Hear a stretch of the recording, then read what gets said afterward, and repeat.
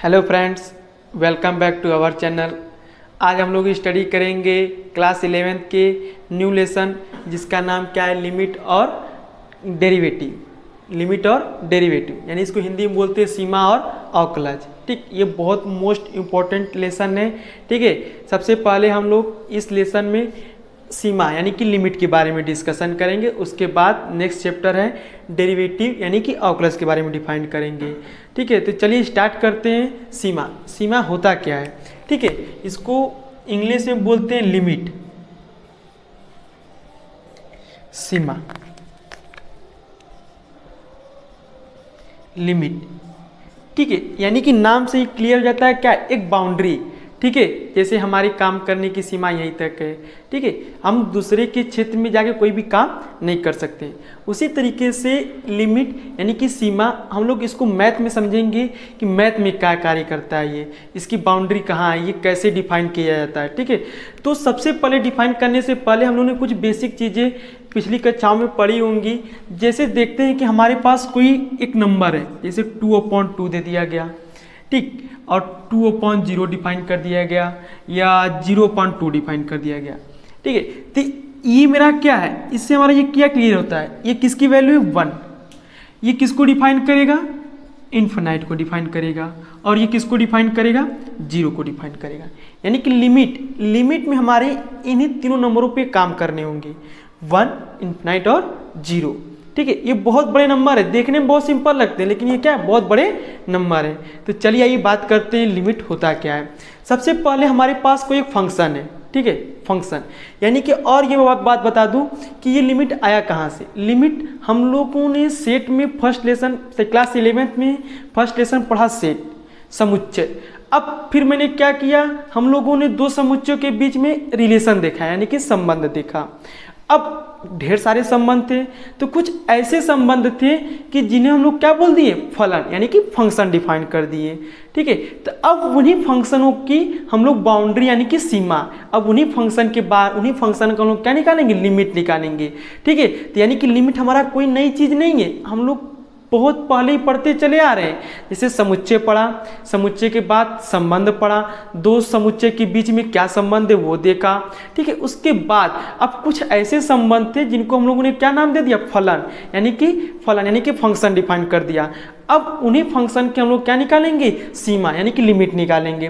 तो चलिए आइए देखते हैं। जैसे मैंने कोई एक फंक्शन अपने से डिफाइन कर लिया, fx = x + 5, x + 5, या हम इसको ऐसे भी डिफाइन करते हैं, y = fx = x + 5। देखिए जैसे क्या होता है, हमने दो सेट ले लिया। ठीक है, एक सेट ए लिया और एक सेट बी ले लिया। ठीक है, एक सेट ए और एक सेट बी है।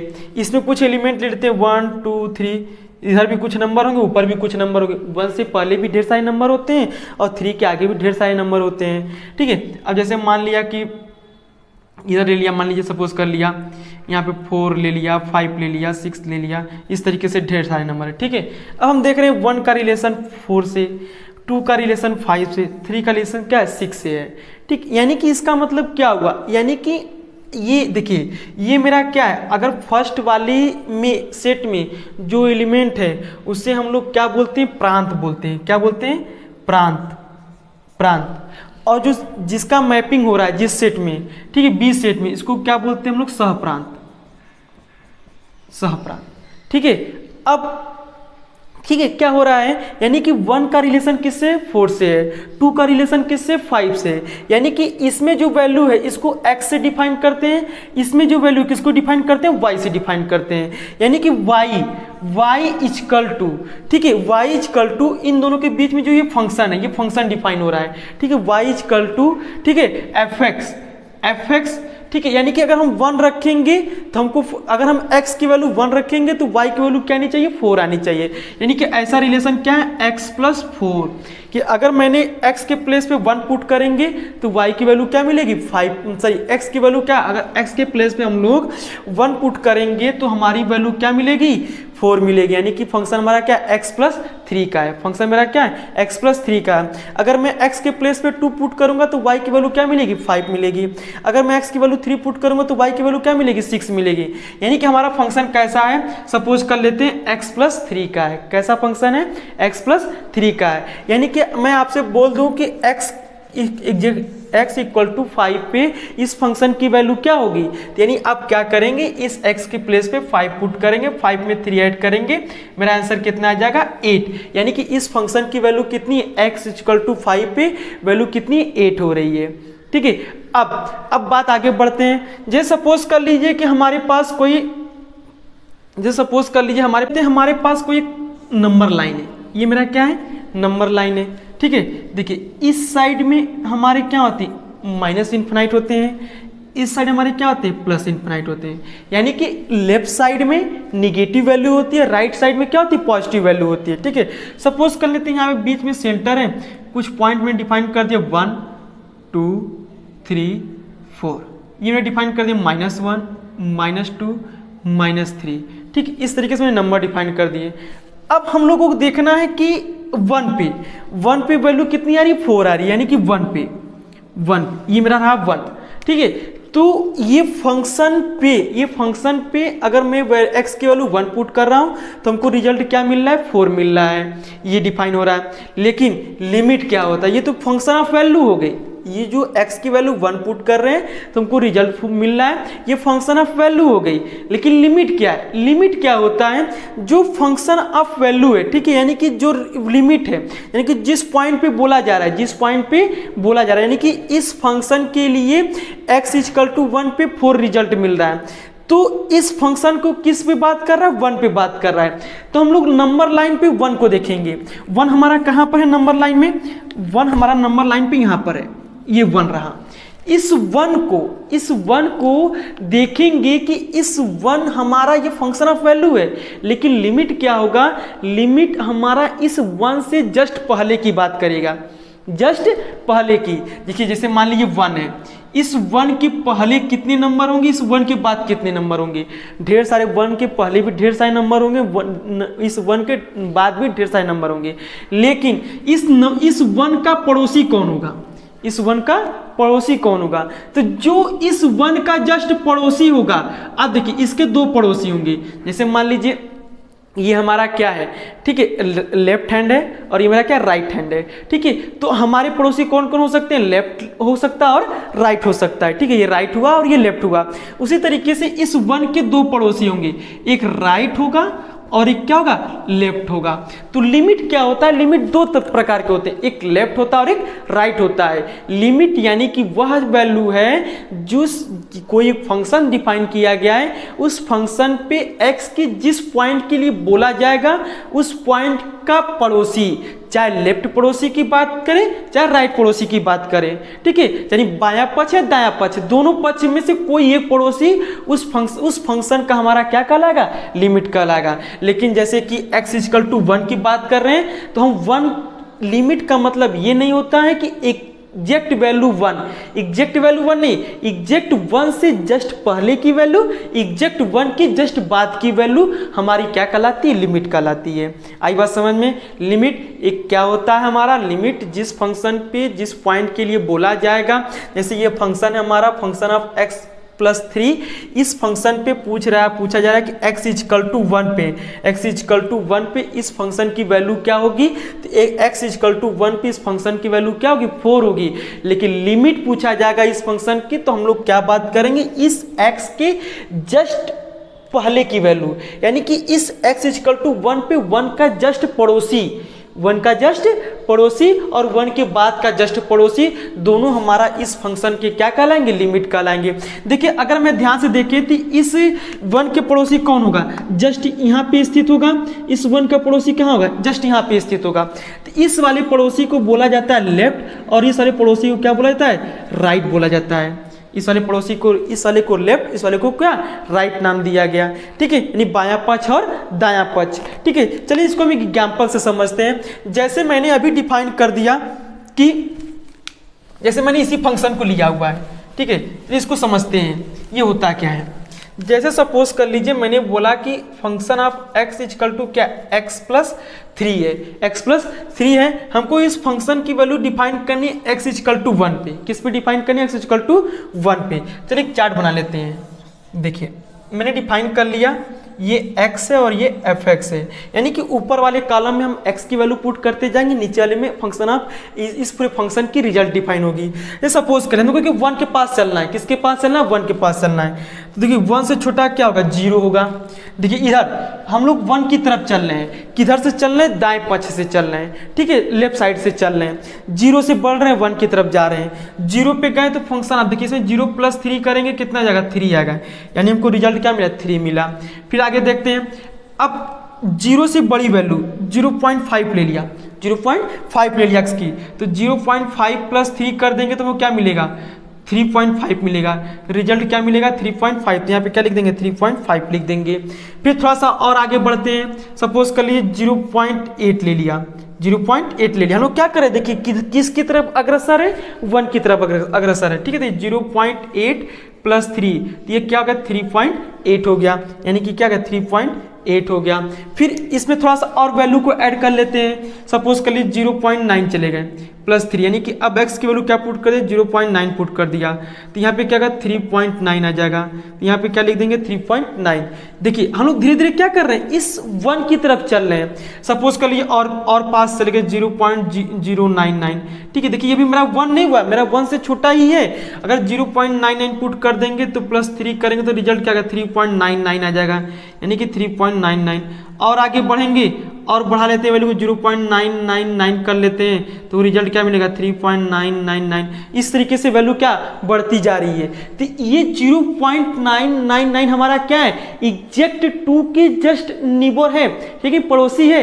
यानी कि ये जो हमारा है, देखिए जैसे कि ये जो पॉइंट बना है, ये पॉइंट हमारा किसको रिप्रेजेंट करेगा, 0.999 को रिप्रेजेंट करेगा। यही हमारा क्या है, 1 का पड़ोसी है। एक बात और आपको बता दें कि अगर आपसे कोई पूछेगा कि 2 नंबरों के बीच में कितनी संख्या है, जैसे मान लिया से पूछ दिया जाए 0 1 के बीच में कितनी संख्या है, तो क्या बोलेंगे, इनफाइनाइट नंबर है। 0 1 के बीच में कितनी नंबर है, इनफाइनाइट नंबर। बहुत सारे बच्चे बोलते हैं सर 9 है, 10 है, 5 है, ऐसी कोई बात नहीं होती। इन 0 और 1 के बीच में कितने नंबर है, इनफाइनाइट नंबर है। तो हम लोग किसकी बात करेंगे, 1 के जस्ट पड़ोसी, यानी कि इसे पड़ोसी की बात हो रही है। लिमिट एक हमारा पड़ोसी का खेल है। अगर जिस फंक्शन ऑफ वैल्यू की बात करेगा तो उसके पड़ोसी को चेक करेंगे। उसके पड़ोसी को चेक करने के 2 तरीके होते हैं, एक लेफ्ट से चेक करेंगे और एक राइट से चेक करेंगे। देखिए हम लोग ये कौन सा रास्ता चूज किए, अभी लेफ्ट वाला।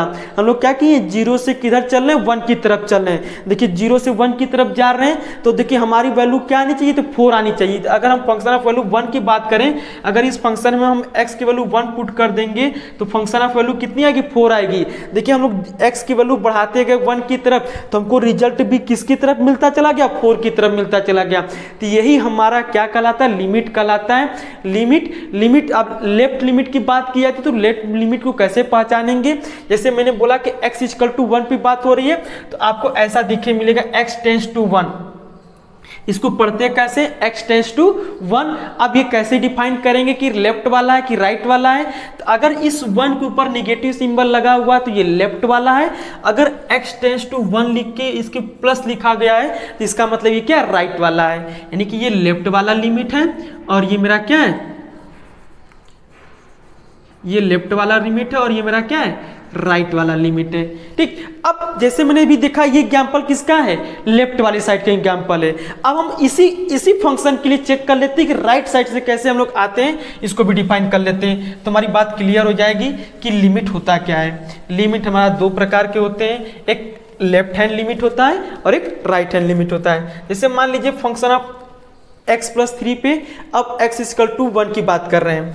अब हम लोग इसको चेक करेंगे राइट साइड से, ठीक है। सपोज कर लेते हैं ये x है और ये फंक्शन ऑफ x है। अब हम लोग क्या करेंगे, इस 1 पॉइंट पे राइट साइड से आएंगे। किस साइड से आएंगे, राइट साइड से आएंगे, ठीक है। अब राइट साइड में कौन है, 2 है, 3 है, 4 है, तो हम किधर से भी चल सकते हैं, ठीक है। हम 3 से चलना स्टार्ट करते हैं, हमको से 2 से चलना स्टार्ट करते हैं, बहुत लंबा हो जाएगा। 2 से चलना है, हमको 1 की तरफ आना है, ठीक है। चाहे 4 से चले, चाहे 3 से चले, चाहे 2 से चले, चलिए 3 से ही चलते हैं। पहले हम x की वैल्यू 3 पुट कर देंगे, तो 3 + 3 कितना हो जाएगा, 6, यानी क्या रिजल्ट मिला, 6 मिला। फिर 2 पुट कर लेते हैं, तो 2 + 3 हमको रिजल्ट क्या मिलेगा, 5 मिलेगा, यानी कि 5 हो गया।